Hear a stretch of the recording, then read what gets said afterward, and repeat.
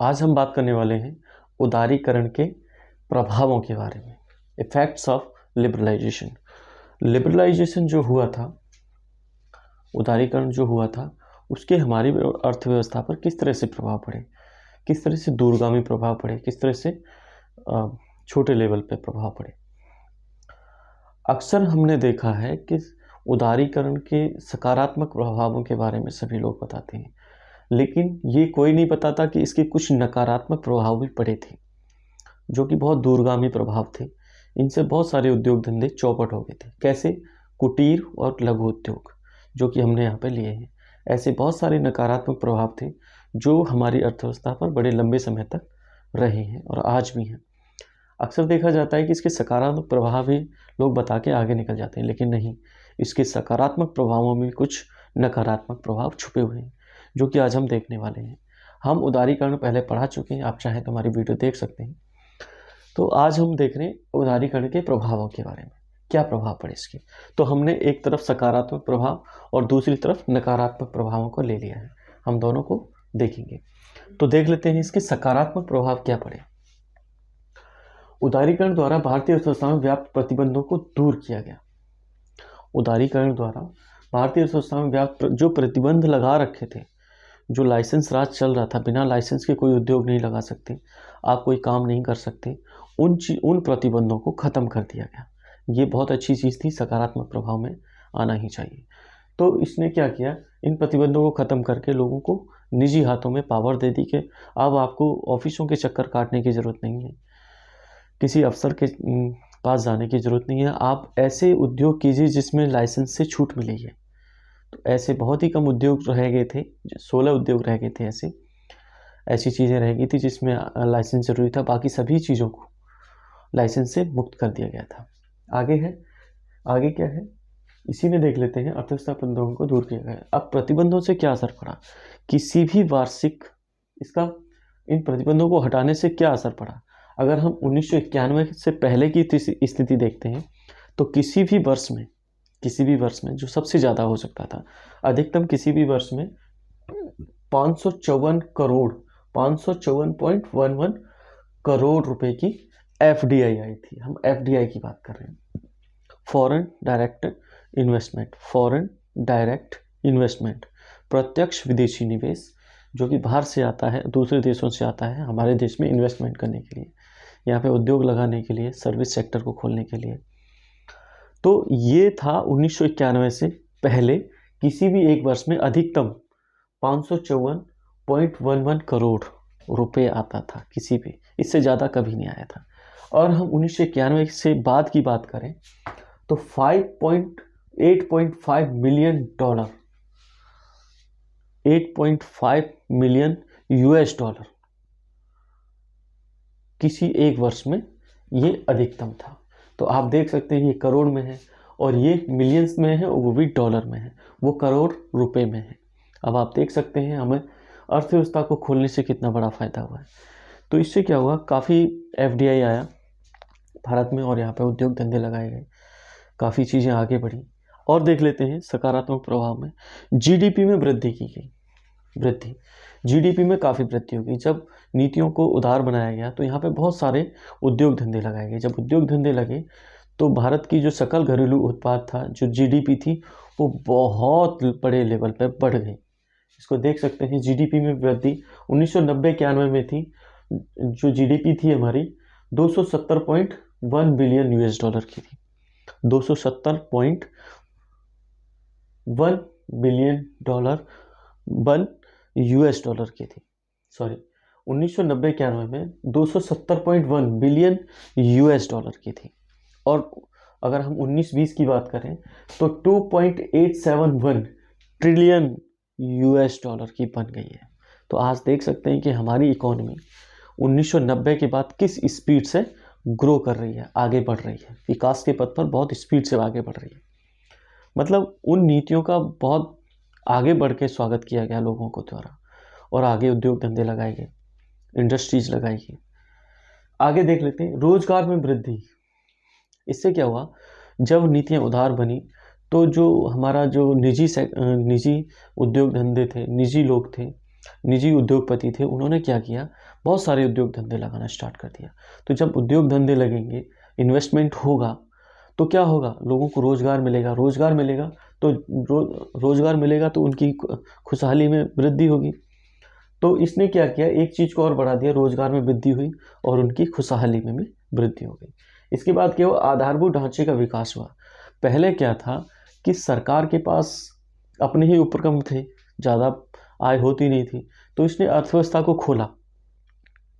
उसके बाद टैक्स बहुत ज़्यादा आने लगा, बहुत सारी चीज़ों से टैक्स आने लगा, क्योंकि छूट दी गई, उद्योग धंधे लगाए गए, वहाँ से टैक्स मिलता है, सबसे ज़्यादा टैक्स मिलता है वहाँ से।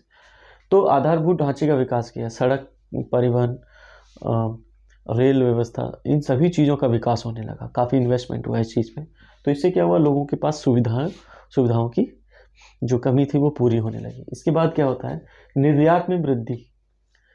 1990 के बाद, 1991 के बाद, उदारीकरण के बाद निर्यात में काफ़ी वृद्धि होगी। जब हम पहले सिर्फ आयात पे जो निर्भर थे, अब हम निर्यात भी बहुत बड़े लेवल पर करने लगे, क्योंकि जब हमने इन्वेस्टमेंट किया तो उस इन्वेस्टमेंट के बाद जो भी चीज़ें बनेंगी उनके लिए हमको बाज़ार चाहिए, चाहे वो अंतर्राष्ट्रीय लेवल का बाज़ार हो, चाहे राष्ट्रीय लेवल का बाज़ार हो। तो इससे क्या हुआ, राष्ट्रीय लेवल से अगर ऊपर कोई जाना चाहता है, बहुत ज़्यादा उत्पादन कर रहा है, बहुत ज़्यादा प्रोडक्शन कर रहा है, तो वो क्या करेगा, वो देश में अगर बाज़ार पूरी तरह से बाज़ारों में चीज़ें पहुंच चुकी हैं, तो अब वो चाहेगा कि कुछ और भी बढ़ाया जाए, तो वो निर्यात कर देगा, बाहर एक्सपोर्ट कर देगा। तो एक्सपोर्ट में काफ़ी वृद्धि हुई 1991 के बाद, उदारीकरण के बाद। अब ये थे तो पॉजिटिव, ज़्यादातर पॉजिटिव ही चीज़ें बहुत अच्छी हुई हैं, मैं मानता हूँ इस बात को। आज हम जहाँ खड़े हैं इसका 1991 का असर है, जो उदारीकरण हुआ था। तो अब हम कुछ नकारात्मक प्रभाव भी पड़े थे, जो आज हम देख लेते हैं। उदारीकरण के नकारात्मक प्रभाव, लघु व कुटीर उद्योगों का विनाश हो गया। लघु और कुटीर जो छोटे छोटे उद्योग थे, जो घरों में चलते थे, छोटे छोटे उद्योग, उनकी जगह अब बड़े उद्योगों ने ले ली। अब उनसे जो मशीन से जो चीज़ बन के आ रही थी, वो लोगों के हाथ से बनी हुई चीज़ों की उन चीज़ों से ज़्यादा बेहतर थी और ज़्यादा टिकाऊ थी। तो इससे क्या हुआ, लोग उनकी चीज़ों को खरीदना बंद कर दिए जो कुटीर उद्योगों में बन रही थी, और मशीनीकरण होने से उनको काफ़ी घाटा हुआ, और मशीनीकरण जिन्होंने किया उनको काफ़ी फ़ायदा हुआ, क्योंकि उनका प्रोडक्शन बढ़ गया, जो भी डिमांड थी वो बढ़ गई, और जो हाथ से जो बनाए हुए वस्त्र थी, जो जो बाकी चीज़ें थी, वो उनके सामने टिक नहीं पाई। वही चीज़ें, एक बड़ी मछली छोटी मछली को हमेशा खा जाती है। आगे देख लेते हैं, बेरोजगारी में वृद्धि। एक चीज़ और है, अब इसमें तो बताया गया कि रोजगार में वृद्धि हुई, लेकिन एक जगह यहाँ पर बोला जा रहा है कि बेरोजगारी में वृद्धि हुई। बेरोजगारी में कैसे वृद्धि हुई, ये सोचने का विषय है कि बेरोजगारी में भी वृद्धि हुई। डिसइन्वेस्टमेंट की एक बात चली थी इसमें, जब हम उदारीकरण की बात कर रहे थे, उसमें जो कदम उठाए गए थे, उसमें विनिवेश की बात चल रही थी। विनिवेश किस चीज़ का था, सार्वजनिक उपक्रम का, public PSUs, public sector undertaking. ये सरकार के उपक्रम होते हैं। इनको जब डिसइन्वेस्टमेंट करेंगे तो क्या करेंगे, जिनको आप बेच रहे हो शेयर्स, वो अपने लोग उसमें लाना चाहेंगे, तो क्या होगा, छटनी होगी। वहाँ पर जो लोग काम कर रहे हैं उनको बाहर निकाल दिया जाएगा, क्योंकि उनको प्रोडक्शन बढ़ाना है, प्रोडक्टिविटी बढ़ानी है। तो वो ऐसे लोगों को रखेंगे जो यंग हो और ज़्यादा काम करके देते हो, वो ऐसे लोगों को निकाल देंगे जो पहले से ही चले आ रहे हैं। तो इससे क्या हुआ, बहुत ज़्यादा बेरोजगारी में वृद्धि हुई, क्योंकि सरकार के जो ये उपक्रम थे, ये बहुत बड़े लेवल पर काम कर रहे थे, इंडिया में बहुत जगह फैले हुए थे, पूरी जगह फैले हुए थे। जब डिसइन्वेस्टमेंट हुआ तो इन लोगों की नौकरी चली गई और ये बेरोजगार हो गए। ज़्यादातर असर डिसइन्वेस्टमेंट का इन लोगों पर पड़ा, जो कि सरकार की कंपनियों में काम कर रहे थे, सरकार के जो उपक्रम थे, जो भी PSUs थे, उनमें काम कर रहे थे। तो बेरोजगारी इस तरह से हुई थी।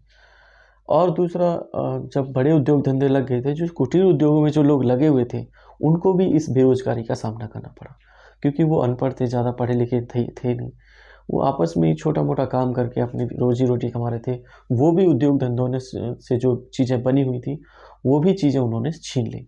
तो इस तरह से थोड़ा बेरोजगारी की भी सामना करना पड़ा।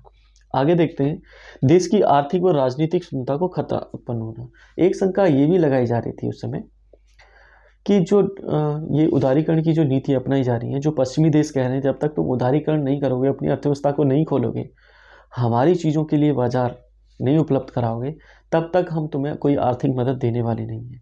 और उस समय भारत को बहुत ज़्यादा पैसे की ज़रूरत थी, क्योंकि इकोनॉमी का सारा पैसा ख़त्म हो चुका था, बहुत सारी चीज़ें ख़त्म हो चुकी थी, जिसके लिए मदद का हाथ बढ़ाया पश्चिमी देशों में। England, France, UK, United Kingdom, USA, इन सभी ने कहा कि आप अपनी अर्थव्यवस्था को खोलिए, हम आपको मदद देने के लिए तैयार हैं।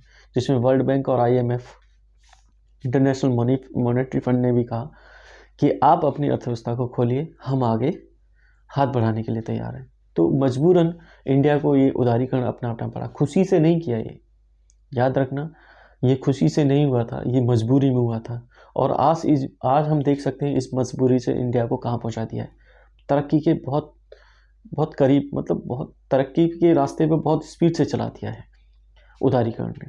अगर ये चीज़ें पहले नहीं होती, अगर ये और पहले हो गई होती, तो भारत पता नहीं आज कहाँ से कहाँ होता। और देख लेते हैं, हाँ, देश की आर्थिक और राजनीतिक क्षमता को खतरा उत्पन्न होना किस तरह से। लोगों को ये डर था कि अगर हम पश्चिमी देशों की जो नीतियाँ अपना रहे हैं, अपने बाजार को खोल रहे हैं, कहीं उनके माल हमारे बाजार में ना आके बैठ जाएं, अपनी पैठ ना जमा लें, कहीं हमारी जो कंपनियां लगी हुई हैं उनके मालों को सरकार, जो पब्लिक है, वो कहीं दरकिनार ना कर दे। तो इस बात का डर था कि कहीं इस तरह से काम ना हो जाए, क्योंकि वो चाहते थे कि बाजार उपलब्ध हो। और है भी, पेप्सी, कोक, ये सभी कहाँ की कंपनियां हैं, बाहर की कंपनियां हैं। डोमिनोज और ये KFC कहाँ की हैं, ये सभी यूएस, यूके, इन सभी देशों की कंपनियां हैं और अच्छा बिजनेस कर रही हैं। तो कुछ तो फ़ायदा उनको भी हुआ है और कुछ हमको भी हुआ है। आगे देख लेते हैं, खतरा कुछ नहीं था, अब तो सब चल रहा है। आगे देखते हैं, कृषि क्षेत्र की उपेक्षा की गई, उद्योगों को बढ़ावा दिया गया। हाँ, ये थोड़ा गलत हुआ, अगर कृषि को भी साथ में लेके चलते तो बहुत ज़्यादा फ़ायदा होता। कृषि से रिलेटेड जो भी उद्योग धंधे लग सकते थे साइड में, उनको लगाना चाहिए था, हमारा देश और स्पीड से आगे बढ़ता।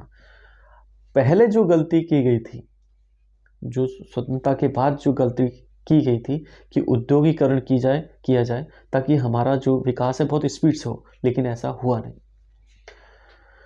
क्या हुआ, लोगों में बेरोजगारी बनी रही, वहाँ काम की कमी बनी रही। जब तक आप बेस लेवल को मजबूत नहीं करोगे, तब तक आप आगे कैसे बढ़ सकते हो। आप उद्योग धंधे लगाना चाहते हो, मशीनरी कहाँ से लाओगे, मशीनरी फिर आयात करनी पड़ेगी, बहुत सारा पैसा तो आयात में चला गया। वहाँ से कहीं से इंपोर्ट करोगे तो उसको पैसा भी तो देना पड़ेगा डॉलर्स में। तो जो भी यहाँ पे इन्वेस्टमेंट हो सकता था, वो सारा पैसा आयात में चला गया। आयात को पूरा करने के लिए हम जो इंपोर्ट कर रहे हैं, उसके बदले हमको जो पैसा देना था वो देना पड़ता था, क्योंकि हर कंट्री ये नहीं चाहता कि उसकी करेंसी, जो भी देश है उसकी करेंसी में पैसा लें। नहीं, डॉलर सर्वमान्य मुद्रा है, सभी जगह मानी जाती है, डॉलर्स में आप पेमेंट कीजिए, हंसते हंसते और बड़ी खुशी से लेंगे। तो देखा जाए तो कृषि क्षेत्र को बढ़ावा नहीं दिया गया, इसमें ये बहुत गलत हुआ। अब बात करते हैं चाइना की। चाइना ने क्या किया, एकदम से औद्योगिकरण नहीं किया, उसने क्या किया, पहले कृषि को मजबूत किया। और आज देखिए चाइना कहाँ है, अमेरिका से भी ऊपर निकलने वाला है कुछ समय में। तो हमारे जो नीति निर्माता थे, उन्होंने शुरुआत में भी गलती की और फिर 1991 में भी ध्यान नहीं दिया गया। हाँ, ये है कि लोग अवेयर हुए और इन चीज़ों में इन्वेस्टमेंट करने लगे, और वो भी उस लेवल पे नहीं हुआ जो होना चाहिए था। अगर हम निष्कर्ष बात, ये सब चीज़ें तो ठीक है, अब हम निष्कर्ष पे चलते हैं, ये अपनी जगह सही थी चीज़ें। अब हम निष्कर्ष पे चलते हैं, तो निष्कर्ष हम ये निकाल सकते हैं कि जो भी हुआ, जो भी उदारीकरण हुआ, उसका भारत को नुकसान कम, फायदा ज़्यादा हुआ है। अगर उदारीकरण नहीं हुआ होता तो आज हम जिस कंडीशन में हैं, जिस लेवल पे हैं, शायद उस लेवल पर कभी नहीं होते, या बहुत समय लग चुका होता। तो निष्कर्ष रूप में हम कह सकते हैं कि जो इसके उदारीकरण की वजह से जो अर्थव्यवस्था को खोला गया, उसके हमारी अर्थव्यवस्था पर सकारात्मक प्रभाव ज़्यादा पड़े हैं।